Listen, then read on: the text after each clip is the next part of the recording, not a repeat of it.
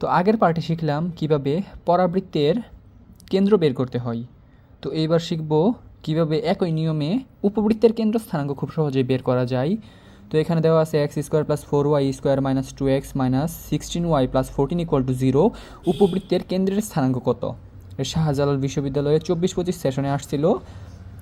তো এখানে আগের পরাবৃত্তে কি করতে হয়েছে, যে দ্বিঘাতের পাওয়ার যেটা আছে ওইটাকে নিয়ে একবার অন্তরীকরণ করে সেটার মান সমীকরণে বসাইতে হয়েছে। তো এইবার করা লাগবে কি, এখানে তো দ্বিঘাত দুইটা, তো প্রথম দ্বিঘাত যেটা আছে x square minus 2x equal to 0 লিখে নিতে হবে।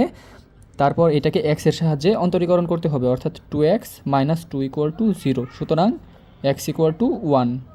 তো এক্সের মান 1 পেয়ে গেছি। তো এবার ওয়াইয়ের মান বের করতে হবে।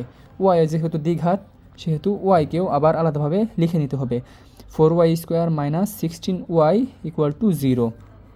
তাহলে ওয়াইয়ের সাপেক্ষে এটাকে অন্তরীকরণ করলে 8y মাইনাস 16 ইকুয়াল টু 0, সুতরাং ওয়াই ইকুয়াল টু 2। তো এক্সের মান পেয়ে গেছি 1, ওয়াইয়ের মান পেয়ে গেছি 2। তো আমাদের উত্তর হবে এই 3 নম্বরটা। তো এভাবেই খুব সহজেই উপবৃত্তের কেন্দ্রের স্থানাঙ্ক বের করা যায়।